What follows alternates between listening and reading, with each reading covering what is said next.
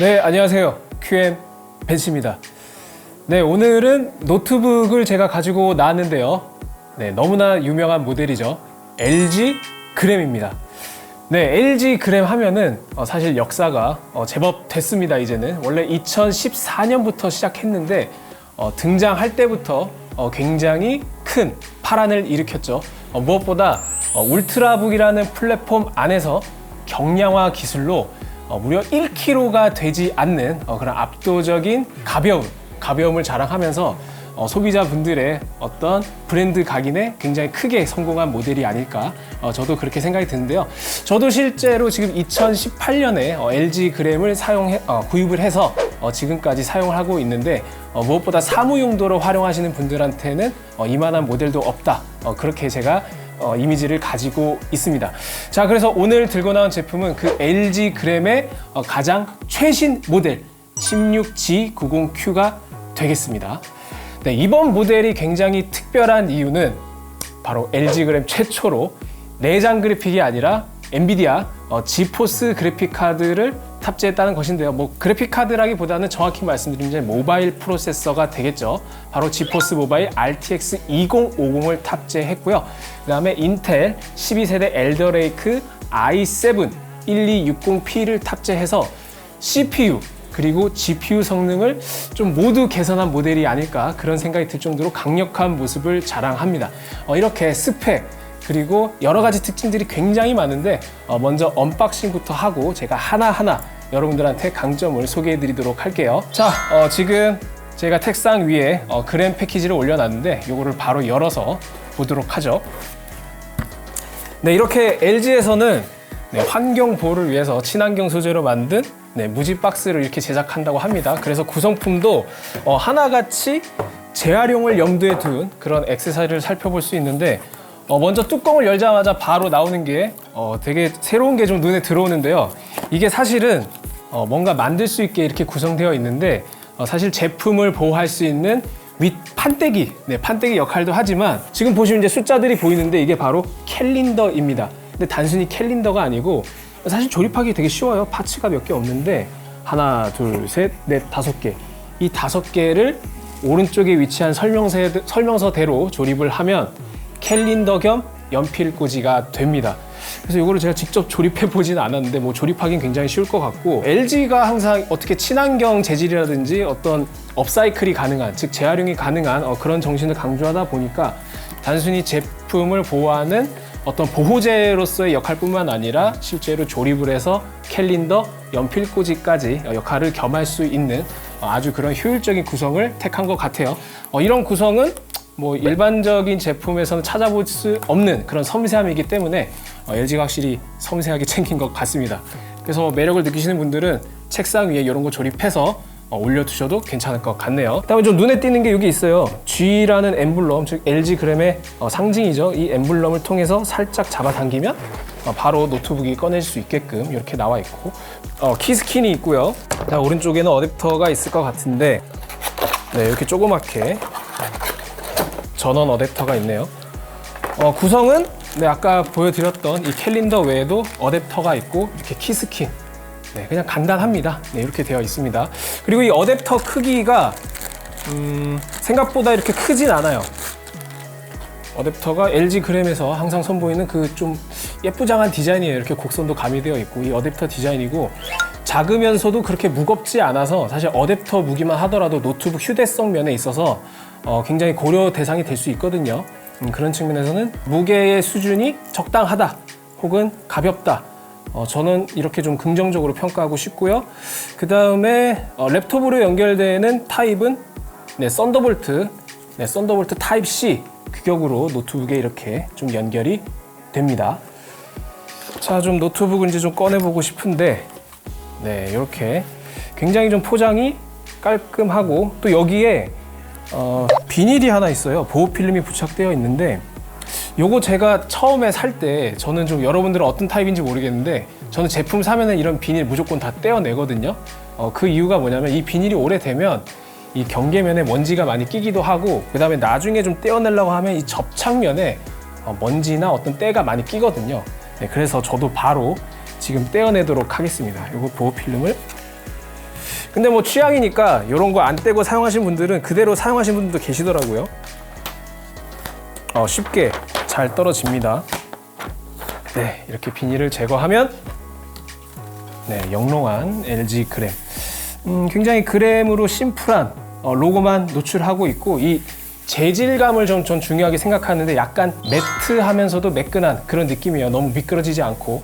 그래서 좀 지문에 민감하신 분들한테는 괜찮을 것 같습니다. 뭐 지문이 남는 재질은 아니니까요. 그리고 오픈을 좀 해보면 네, 여기에도 역시 액정을 보호할 수 있는 네, 이렇게 커버가, 전용 커버가 있습니다. 여기 보시면 재밌는 게,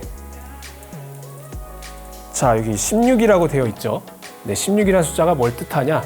네, 16인치라는 거죠. 네, 대화면 디스플레이. 네, 그렇게 살펴볼 수 있고. 자, 이게 바로 LG 그램의 최신 모델 16G90Q입니다. 제가 이제 앞선 오프닝에서 간략하게 좀 설명을 드렸지만은 가장 먼저 눈에 들어오는 게 디자인이죠. LG 그램의 어떤 변하지 않는 디자인. 여러분들 LG 그램 하면 보통 이제 화이트를 많이 떠올리시잖아요. 그리고 화이트가 주력 모델이기도 하고, 근데 뭐 블랙 모델도 있다고는 합니다. 근데 어디까지나 LG 그램 하면은 화이트가 좀 상징적인 색이 아닌가 그렇게 생각이 들고, 화이트 베젤은 아니고, 근데 디스플레이 영역을 보면은 베젤은 검은색으로 이렇게 처리를 했어요.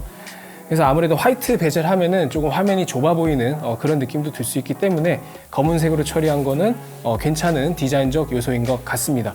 그리고 이제 디스플레이가 16인치라고 말씀드렸는데 이 화면이 16:9가 아니고 16:10입니다. 16:10 디스플레이의 장점은 뭐 다양하게 있죠.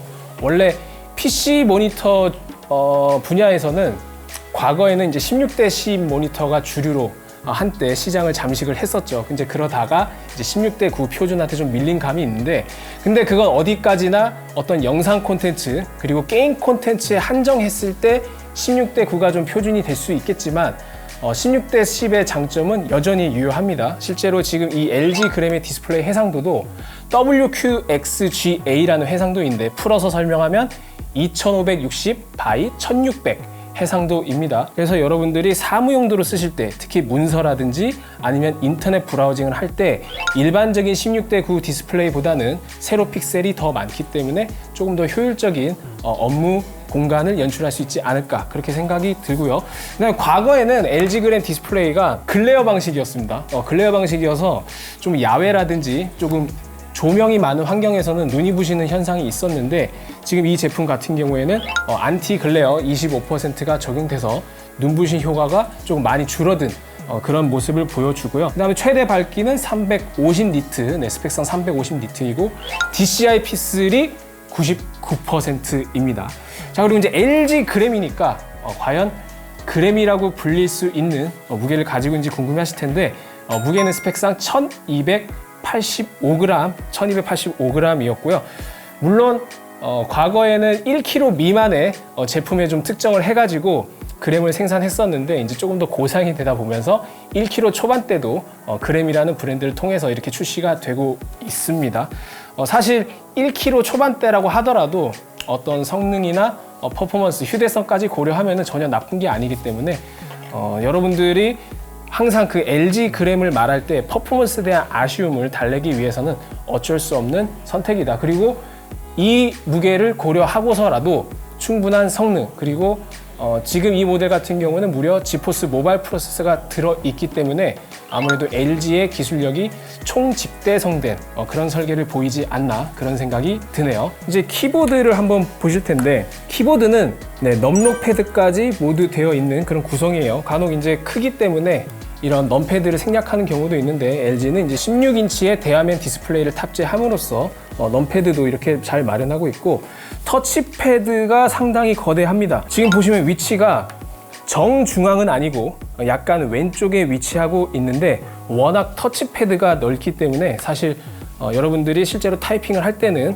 손바닥이 살짝 걸칠 수밖에 없어요. 그런데 무조건 그 터치가 일어난다고 해서 오작동이 일어나는 게 아니라 넓은 면적이 이렇게 닿게 되면 작동하지 않는 그런 내부 알고리즘을 가지고 있어서 그 부분에는 조금 더 오작동을 줄이기 위한 그런 기술도 적용되어 있다, 이렇게 볼 수 있겠습니다. 스티커가 이렇게 있습니다. 인텔 쿼드코어 i7. 여러분들 인텔의 12세대 엘더레이크 프로세서 아시죠? 인텔의 엘더레이크 프로세서가 탑재가 되어 있습니다. 정확한 모델명은 코어 i7 1260P라는 모델인데요. 4 플러스 8코어 구성의 12코어의 16스레드 구성입니다. 16스레드 구성. 항상 제가 말씀드리지만 이제는 다들 알고 계시겠죠? 이 인텔 엘더레이크는 빅리틀 구조예요. 빅리틀 구조라서 P코어와 E코어로 구분되어 있고 P코어는 4코어, E코어는 8코어 구성입니다. 그리고 엔비디아 스티커가 부착되어 있습니다. 이거 LG 그램에서 엔비디아 스티커를 보니까 굉장히 반가운데요. 반가운 이유는 여러분들 아시잖아요. 당연히 인텔 내장 그래픽보다는 이렇게 엔비디아 전용 모바일 프로세서를 탑재하는 게 훨씬 더 성능이 좋으니까요. 그 성능이라고 하는 거는 단순히 게임뿐만 아니라 여러분들이 영상 편집을 한다든지 또는 고화질 영상 콘텐츠를 감상한다든지 그런 측면에서 아주 다방면으로 도움이 됩니다. 근데 지금 이 시점에 RTX 30 시리즈가 아니라 제가 아까 말씀드렸던 것처럼 RTX 2050 모바일 프로세서를 탑재하고 있는데요. 그럼 여기서 여러분들이 궁금해할 수 있을 것 같아요. 아니 30 시리즈도 나온 지 꽤 시간이 흘렀는데 왜 이 시점에 2050이라는 구형을 탑재했냐 이렇게 의문이 드실 수가 있는데 사실 네이밍이 RTX 2050일 뿐이지 실제로 데스크톱 기준으로 지포스 20 시리즈에 사용됐던 튜링 아키텍처가 아니고 지포스 30 시리즈에 사용했던 암페어 아키텍처입니다. 근데 왜 암페어 아키텍처를 사용했는데 2050이란 네이밍을 부여받았냐 또 이렇게 궁금해할 수 있을 것 같은데 사실 거기에 대한 정확한 내부 사정은 제가 알 수 없어요. 근데 다만 튜링 아키텍처 출시 당시에 지포스 그래픽카드 네이밍 정책이 좀 이원화가 됐었죠. RTX 시리즈는 2060까지만 하고 그 다음에 그 하이 모델은 이제 레이트레이싱 성능을 제거한다거나 그래서 GTX 16 시리즈로 발표를 했는데 그래서 2050이 공석이었습니다. 네, 그리고 공석이었고 실제로 RTX 3050 모바일 프로세서가 또 따로 존재해서 그 모바일 프로세서와는 근본적인 차이점이 이제 조금 기술적인 영역이라서 복잡해지는데 메모리 인터페이스가 128비트가 아닌 64비트라든지 여러 가지 열세인 점이 있어요. 그래서 그런 네이밍 정책의 어떤 규칙을 조금 엔비디아가 적용하고자 하니까 RTX 20 모바일 프로세서로 된 것이고 사실 이 GPU 칩세트 자체는 최신 암페어 아키텍처 GPU다. 이 부분을 좀 이해해 주시면 될 것 같아요. 실제로 RTX 3050 모바일보다는 당연히 성능이 좀 열세일 수는 있는데 암페어 아키텍처가 워낙 튜링보다는 성능 그리고 전력에서 조금 더 개선된 모습을 보이고 있기 때문에 그 부분에 대한 성능은 잠시 뒤에 여러분들한테 시연을 통해서 자세히 말씀드리도록 하겠습니다. 네, 그리고 이제 다음으로 또 언급을 좀 해야 되는 게 이 전원 버튼인데요. 우측 상단에 보시면 이 전원 버튼이 있습니다. 이 자세히 보시면 높이가 달라요. 지금 보시면 키는 살짝 올라와 있지만 전원은 평면에 가까울 정도로 이렇게 높이가 유지되고 있거든요. 그래서 여러분들이 이렇게 감으로도 살짝 낮은 부분은 전원 버튼이다 이렇게 촉각으로 인지를 할 수 있겠고 네, 그리고 노트북이니까 당연히 카메라 마련하고 있는데요. 여기 보시면 웹캠 렌즈가 이렇게 조그맣게 있습니다. 웹캠은 HD 해상도는 아니고 풀 HD 해상도를 지원하고 있고요. 그 다음 왼쪽에 또 렌즈가 하나 있는데 이건 IR 센서예요. IR 센서라고 해서 이제 적외선 센서인데 노트북에 이게 왜 달려 있을까? 이번에 LG가 자랑하는 LG PC All New UX에서 이 IR 센서를 활용한 기능이 굉장히 풍부하더라고요. 제가 이제 쉽게 예를 들면은 노트북을 하고 있을 때 이제 다른 사람이 화면을 쳐다봤을 때 이제 화면을 블러 처리한다든가 아니면 사용자의 앞면을 인식해서 사용자가 이렇게 좀 시선을 향하는 쪽으로 창이 이동된다든가 혹은 마우스 커서를 추적한다든가 이런 다양한 기능들이 있어서 이렇게 IR 센서를 마련해 놓고 있습니다. 그래서 이런 IR 센서 자체가 이 LG 그램이 어떤 타깃을 지향하고 있느냐 이런 거를 좀 추정해 볼 수 있는데 이 LG 그램은 사무 용도라든지 작업 용도 이런 걸 모두 아우르긴 하나 일반적으로 사무 용도로 활용할 때에도 어떤 최적의 솔루션을 마련할 수 있게끔 하는 게 아닌가 그렇게 좀 생각이 듭니다. 사무실에서는 보안이 중요하니까요. 자, 그래서 이제 내부는 좀 살펴봤고 이제 외부적으로 포트를 좀 살펴보도록 할게요. 네, 이제 오른쪽부터 보면 마이크로 SD 슬롯이 가장 왼쪽에 있고요. 그 다음에 USB 3.2 Gen 1 타입 A 포트가 두 개 이렇게 있습니다. 그리고 오른쪽에는 켄싱턴 락이 있고요. 그 다음에 반대편은 좀 반가운 게 있네요. HDMI 포트가 있는데 이게 뭐 마이크로나 미니 HDMI 포트가 아니라 풀 HDMI 포트가 이렇게 마련되어 있습니다. 그래서 여러분들 외부기기 연결하실 때 호환성 면에서 좋을 것 같고요. 그 다음에 썬더볼트 4 포트가 2개 있고, 그 다음에 3.5파이 오디오 아웃 단자가 이렇게 위치하고 있습니다. 이 LG 그램을 제가 이렇게 좀 열었다가 닫으면서 좀 느낀 점이 있었는데 뭐냐면, 이 보통 일반적으로 힌지가 너무 뻑뻑한 제품인 경우에는 이렇게 좀 두 손이 아니라 한 손으로 그냥 이렇게 열었을 때 조금 밑판이 들리거나 밀리는 현상이 발생할 수 있거든요. LG 그램 같은 경우에는 힌지 감도가 적절히 세팅이 되어서 여러분들이 책상 위에 이렇게 노트북을 올려놓고 그냥 한 손으로 가볍게 열려고 할 때도 이제 밑판이 너무 들뜨지 않고 안정적으로 열었다 닫았다 할 수 있는 점, 그렇게 좀 있고요. 그 다음에 이제 이거를 열고 나니까 느낀 건데, 살짝 이 안쪽 부분이 살짝 들려 있어요. 왜 들려 있냐면, 여기 보시면 여기 에어홀이 있잖아요. 이 에어홀이 쿨러, 즉 쿨러가 위치하고 있는 공간인데 흡기를 위한 공간입니다. 즉 여기에 뚫려 있는 어떤 에어홀을 통해서 공기를 빨아들인다는 건데, 너무 밀착되어 있으면은 빨아들일 수 있는 공기가 충분히 확보되지 않잖아요. 그래서 가장 하단의 끝부분에는 이렇게 고무 패드를 장착하고 있고, 이 고무 패드가 살짝 높이가 있습니다.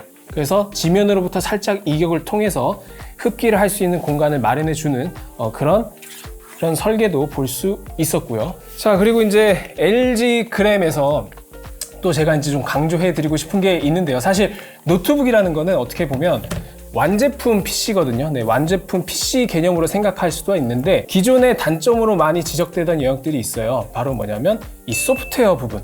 이 소프트웨어 부분에서 어떤 UX라든지 UI 관점에서 조금 속도, 그 다음에 유저 경험 측면에서 좀 지저분하다, 그런 피드백이 좀 있었는데, 이번에는 그램 All New UX라는 명칭을 통해서 정말 많은 부분을 개선했다고 해요. 그래서 제가 뭐 이제 UX나 UI 전문 디자이너는 아니지만 실제로 소프트웨어를 실행해서 실제로 구동을 해보고 굉장히 깔끔한 UI를 자랑하는데, 제가 솔직히 놀랬던 건 어떤 UX, UI 측면보다는 이 소프트웨어가 제공하는 기능성에 있었던 것 같아요. 그것도 직접 한번 보여드리도록 하겠습니다.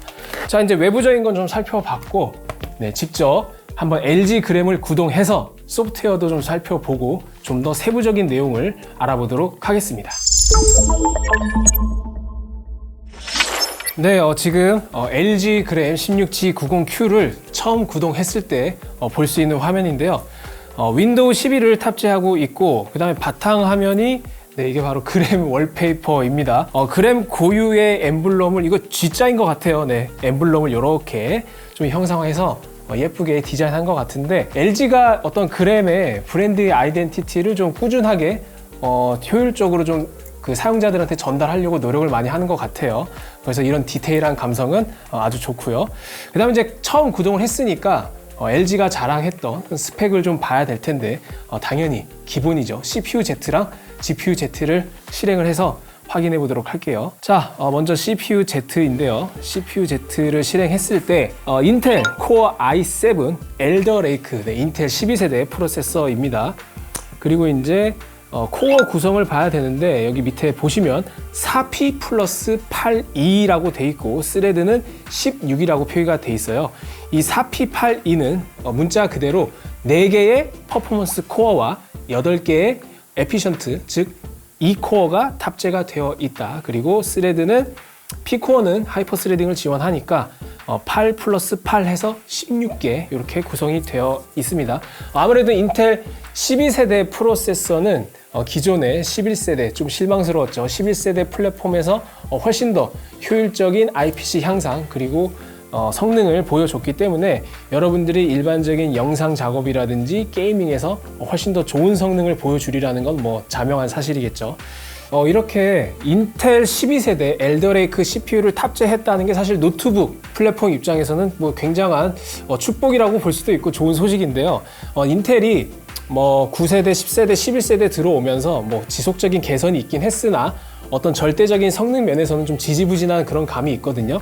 그런데 이번에 인텔 12세대 엘더레이크 프로세서는 이 P코어, 즉 P코어에 해당하는 골든 코브 아키텍처가 IPC 성능 향상이 굉장히 많이 이루어졌습니다. 그래서 실제로 저전력하에서도 높은 성능을 추구해야 되는 노트북 플랫폼 특성상 이런 아키텍처의 발전의 수혜를 매우 많이 받는 그런 형태라고 볼 수 있겠죠. 그래서 인텔 12세대가 LG 그램에 적용됐다는 것은 여러분들이 기존 세대에 비해서 훨씬 더 개선된 성능을 기대할 수 있는 부분이니까 이 부분은 신제품이 가지는 확실한 이점이 아닌가 그런 생각이 듭니다.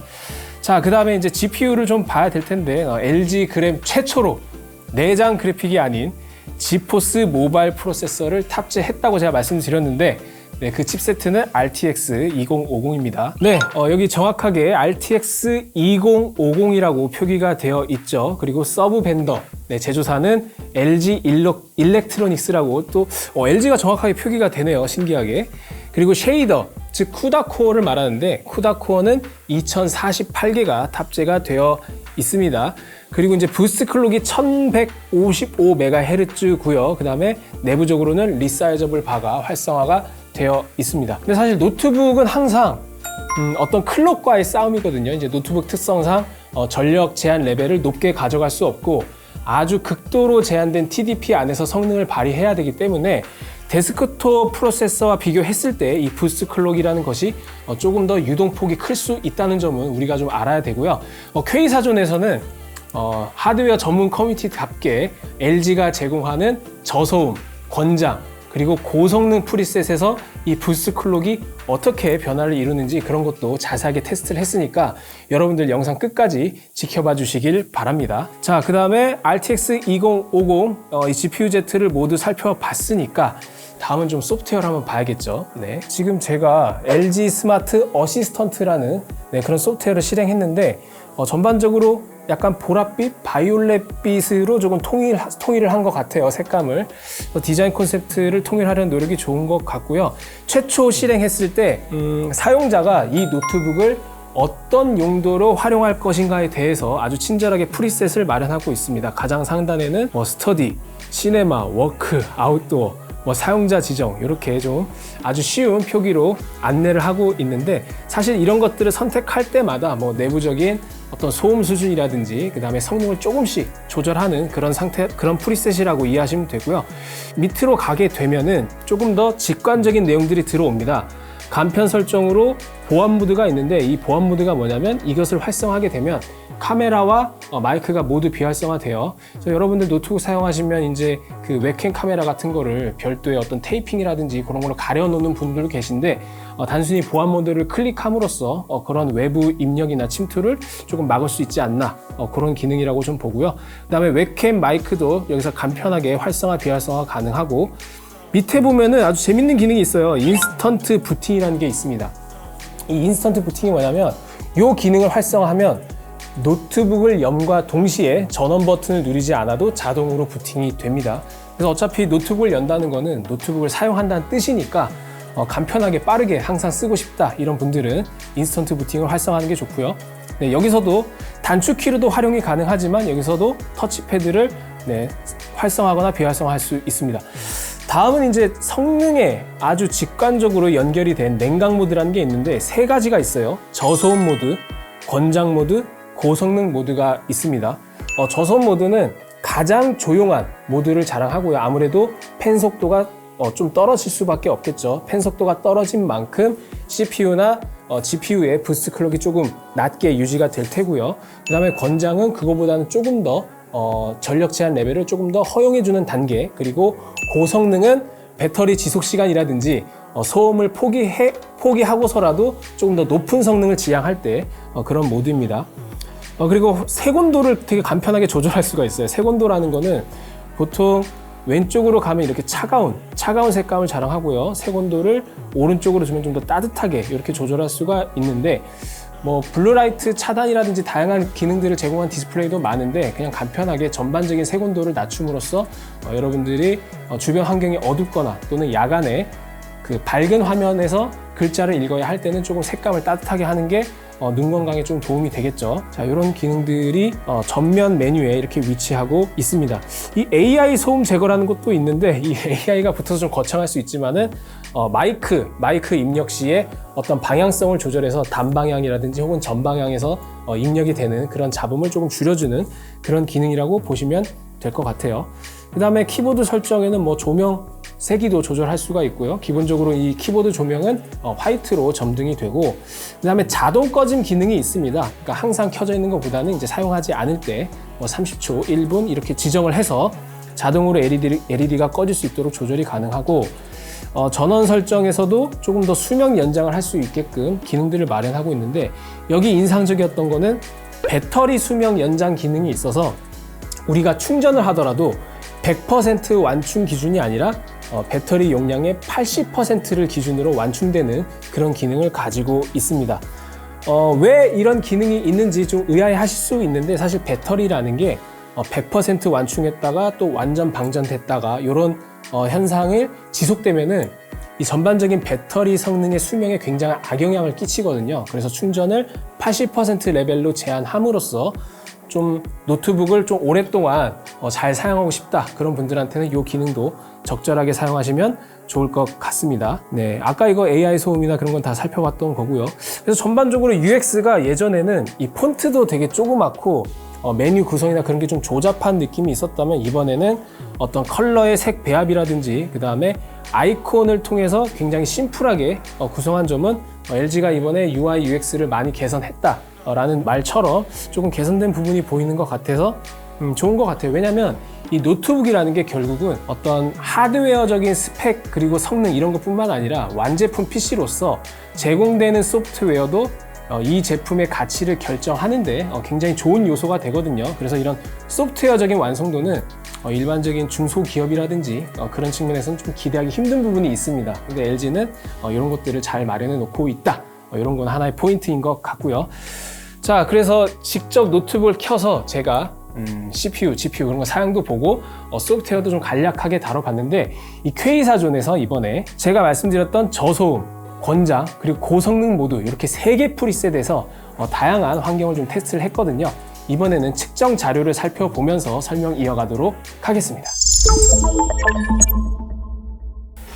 네, 저희가 디스플레이 측정을 좀 해봤는데요. 먼저 세격입니다. 이 스펙상으로는 DCI P3 99%를 만족한다고 하는데요. 비율 100.2%에서 98.5%로 측정이 되었습니다. 그리고 이제 밝기도 좀 봐야 되는데, 밝기가 350 칸델라로 그 스펙상 표기하고 있는데, 저희가 100% 밝기로 했을 때 측정 결과는 328.8 칸델라로 그거보다는 살짝 못 미치는 밝기 수치가 나왔어요. 자, 다음에는 응답 속도입니다. 네, 응답 속도는 G2G 기준으로 지금 보시면은 17.8 밀리세컨드가 나왔어요. 그래서 G2G 기준으로 이 정도 나오면 사실 빠른 응답 속도라고는 볼 수 없죠. 그래서 여러분들이 좀 주사율이 높거나 혹은 빠른 게이밍을 원하시는 분들한테는 살짝 아쉬울 수가 있습니다. 그리고 색온도 저희가 0%부터 100% 영역까지 단계별로 좀 측정을 해봤는데, 120 칸델라 기준으로는 7400K가 나왔습니다. 표준 색온도가 이제 6500K로 설정을 하니까 그거보다는 살짝 푸른 색감을 가지고 있다, 이렇게 이해하시면 되고, 아까 말씀드렸던 것처럼 소프트웨어에서 색온도를 좀 조절할 수 있으니까 참고하시면 좋을 것 같아요. 자, 명암비는 1369대 1이 나왔습니다. 이게 IPS 패널이기 때문에 IPS 패널을 고려하면은 명암비도 좋은 편이다, 이렇게 좀 판단을 할 수 있겠네요. 자, 다음은 NVMe SSD 속도도 좀 측정을 해봤습니다. 지금 LG그램 이 모델에는 PCI 4.0 X4 NVMe SSD가 장착이 되어 있는데요. 용량은 512기가 모델이고, 스펙상으로 순차 읽기 6900메가, 순차 쓰기 속도 5000메가를 지원합니다. 직접 테스트를 해보니까 순차 읽기 속도는 약 6800에서 6800 초반대의 속도를 보여줬고요. 순차 쓰기는 약 4900메가를 보여줬습니다. 물론 스펙과 비교하면 아주 미세하게 떨어지긴 하지만, 지금 이 테스트가 OS가 설치된 환경에서 이뤄졌다는 걸 감안하면은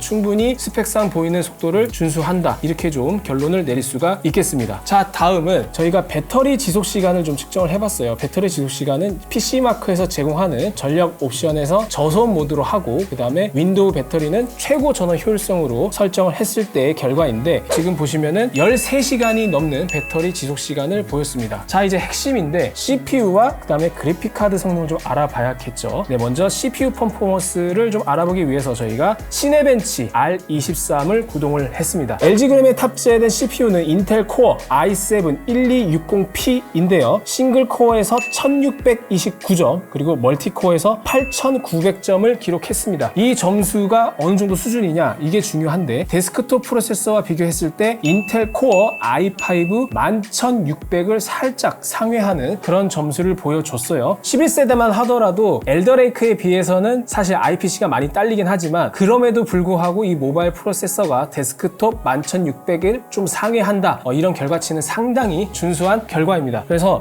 이 노트북 플랫폼에서는 여러분들이 조금 저사양을 사용할 때 어떤 인터넷 웹서핑이라든지 파일을 불러올 때 조금 답답함을 느낄 수 있지만 이 LG그램은 충분한 CPU 성능을 제공해 준다, 이렇게 해석을 할 수가 있고요. 다음은 3D 마크입니다. 네, 3D 마크 파이어 스트라이크 그래픽 점수인데요. RTX 2050 모바일 프로세서를 탑재해서 8800점의 그래픽 스코어를 기록했습니다. 데스크톱 그래픽 카드와 비교하면 GTX 1650에 살짝 못 미치는 그런 수준인데요. 그래서 FHD 환경에서 게이밍은 가능하지만 옵션을 너무 높게 주진 마시고 어느 정도 옵션 타입이 분명히 필요하다는 점, 그거를 좀 인지해야 될 것 같아요. 다음은 3D 마크 타임스파이입니다. 타임스파이는 다이렉트 X 12 API를 활용하는 게임에서의 성능을 말해주는데요. 2050 모바일 GPU는 3277점으로 GTX 1650보다 미세하게 떨어지는 성능을 기록했습니다. 하나 긍정적인 점이라면 파이어 스트라이크 대비 타임스파이에서의 점수 차이가 훨씬 좁혀졌다는 점은 RTX 2050이 좀 더 최신 아키텍처인 암페어 아키텍처 기반 GPU이기 때문에 최신 게임에서 조금 더 최적화된 성능을 제공한다. 최신 게임에서는 GTX 1650 데스크톱 그래픽 카드와 비슷한 성능을 제공한다, 이렇게 해석하셔도 무방합니다. 자, 다음은 저희가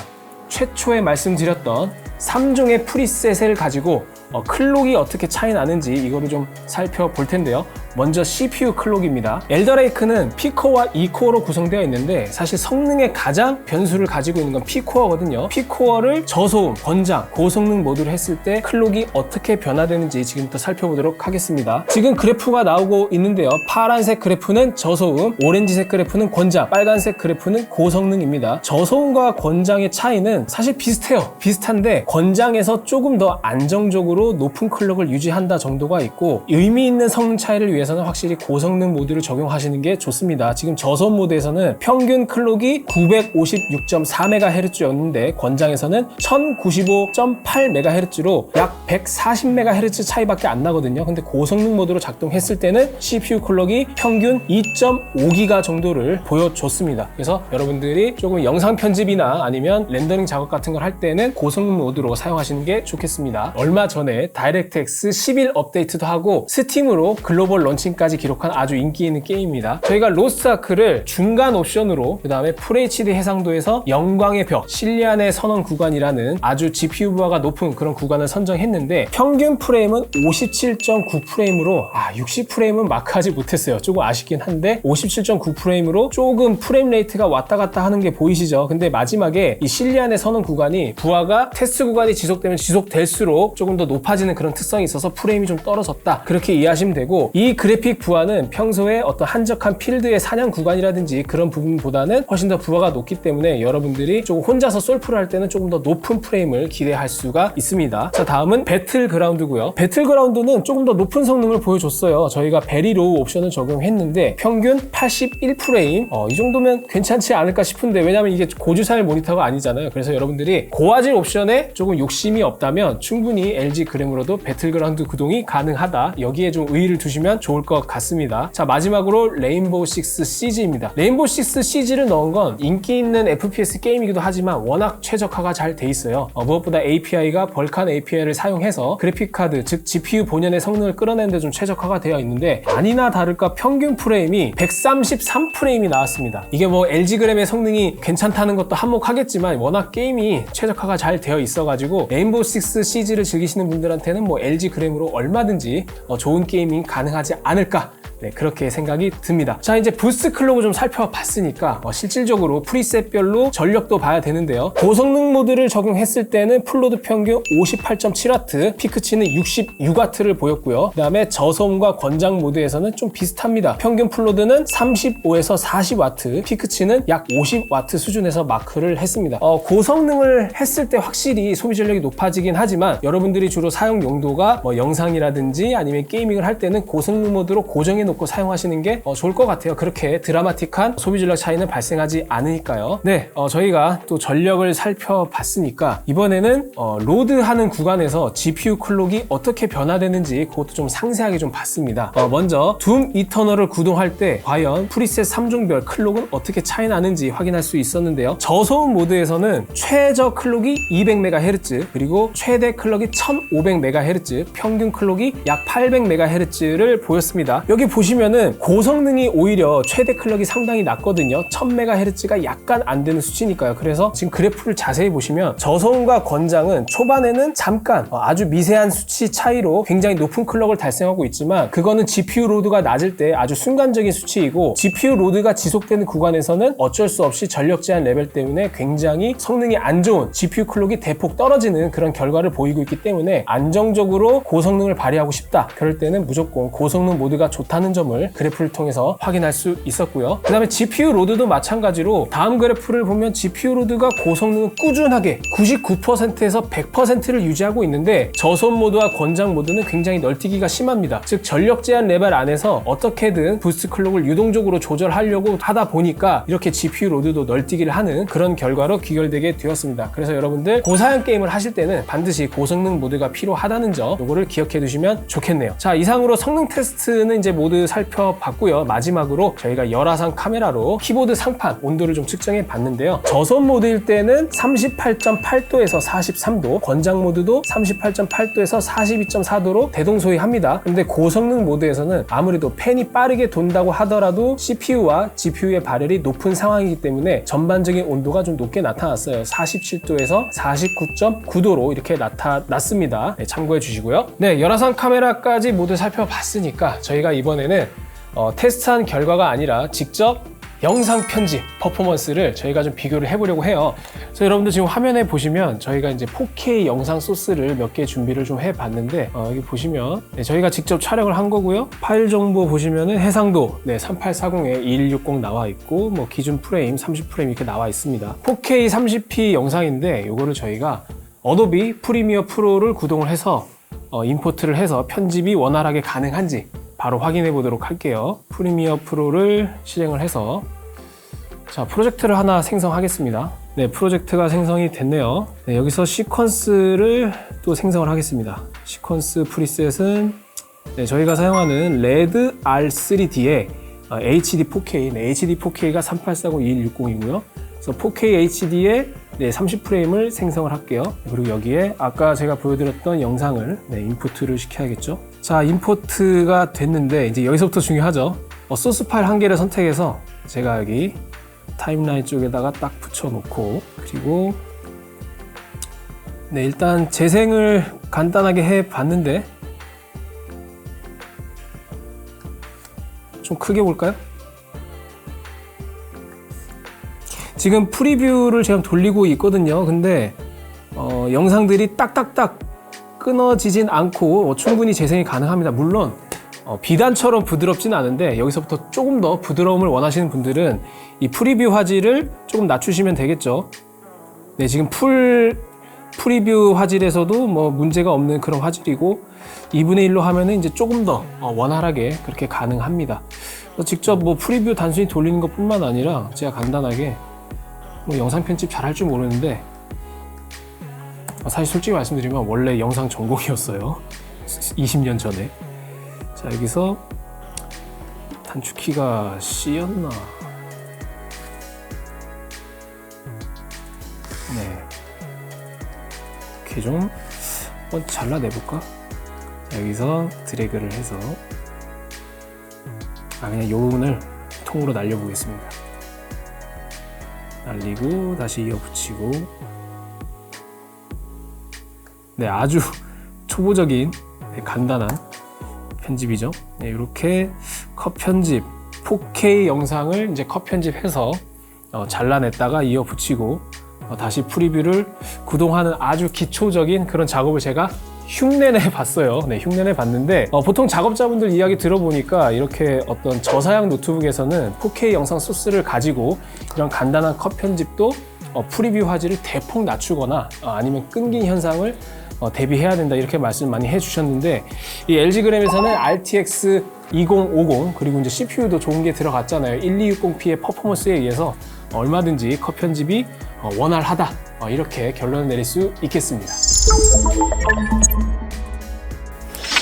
네, 지금까지 LG 그램 16G90Q의 최신 모델 LG 그램을 좀 살펴봤는데, LG 그램이라는 모델의 정체성은 사실 어떤 초고 성능 영역이 아닙니다. 분명히 무엇보다 경량화 기술을 통해서 휴대성을 확보하고, 그리고 LG 그램 고유의 감성도 챙기고 좀 어떤 심플한 디자인과 휴대성, 그리고 납득할 만한 성능, 이런 것들을 좀 지향하는 모델이라고 할 수 있는데, 물론 그것이 가장 큰 장점이기도 하지만 동시에 약점도 가지고 있었어요. 스스로 내세운 어떤 경량화 기술로 인해서 어떤 초고 성능을 지향할 수 없었다는 점, 그리고 게이머들이라든지 영상 편집을 염두에 두고 있는 사람들한테는 늘 아쉬운 성능 때문에 다른 노트북으로 가야 할 수밖에 없는 그런 현실적 한계가 있었거든요. 근데 LG 그램이 욕심을 부리는 것 같아요. 이번에는 기존의 용도를 탈피해서 전문적인 영상 작업자라든지 그런 분들이 간단하게 컷 편집도 가능하고, 그 다음에 3D 그래픽 성능을 요구하는 그런 게이밍도 가능하다는 측면에서 기존의 LG 그램을 어떤 한정적인 용도로 생각하셨던 분들한테는 또 하나의 통합 솔루션이 되지 않을까, 그런 생각이 듭니다. 근데 물론 제가 말씀드렸던 부분이 이 절대적인 성능 영역에서 확장됐다는 측면에서는 분명한 사실이나, 당연히 전문적으로 어떤 데스크톱을 대체할 만한 노트북 플랫폼을 원하시는 분들한테는 전문 솔루션이 존재하잖아요. 3D 그래픽 솔루션이 훨씬 더 강력한 노트북, 그런 노트북은 어쩔 수 없이 무거운 그런 플랫폼을 가질 수밖에 없기 때문에 그런 영역까지 모두 아우르는 건 좀 한계가 있겠지만, 제가 말씀드린 부분은 기존의 사용 용도를 확장시켰다는 측면에서 이번 LG 그램에 어떤 퍼포먼스적 의의가 있지 않나, 그런 생각이 좀 듭니다. 근데 이런 걸 무조건적으로 또 좋게 볼 수 있느냐의 측면에서는 조금 고려할 사항이 있는 것 같아요. 왜냐하면 초고 사양 또는 게임을 정말 전문적으로 하고 싶은 분들한테는 사실 만족스러운 성능이라 보기엔 좀 부족할 수 있거든요. 저희가 테스트를 해봤지만, 물론 AA급 게임이라든지 인기가 많은 배틀그라운드, 로스트아크의 경우에도 FHD 해상도는 가능하지만 옵션은 분명히 타협을 해야 했고요. 그래서 그런 분들한테는 당연히 게임 전문 노트북으로 가는 게 맞고, 이 LG 그램은 어디까지나 사무용으로 최적화된 솔루션, 그리고 그램만의 특별한 보안 관련 기능들, 그리고 휴대성, 그 다음에 영상 작업, 이 모든 것들을 아우르려는 목적을 가진 사람들한테 정당한 가치를 제공하는 그런 플랫폼이 아닌가 생각이 듭니다. 제가 이제 하드웨어적 관점에서 좀 설명을 드렸는데, 이제 좀 감성적인 부분을 말씀을 드리면, 이번에 UX를 대폭 개선한 LG 컨트롤 센터 2.0 아주 좋았고요. 거기에 추가로 좀 신박한 기능들이 되게 많았어요. 그러니까 노트북을 이렇게 사용하고 있다가 IR 센서에 감지가 됩니다. 그래서 옆자리에서 누가 내 화면을 쳐다본다든가 하면은 화면이 블러 처리가 되고, 그 다음에 외부 모니터를 연결했을 때 사용자의 시선을 따라가서 마우스 커서라든지 활성화된 창이 이동되는 그런 다양한 기능들이 있어서 사무용도로 활용하시는 분들한테, 특히 보안이 중요한 그런 분들한테는 또 최적화된 그런 기능을 제공해주고 있습니다. 자, LG 그램 전반적으로 다 살펴봤고, 여러분들 어떠셨나요?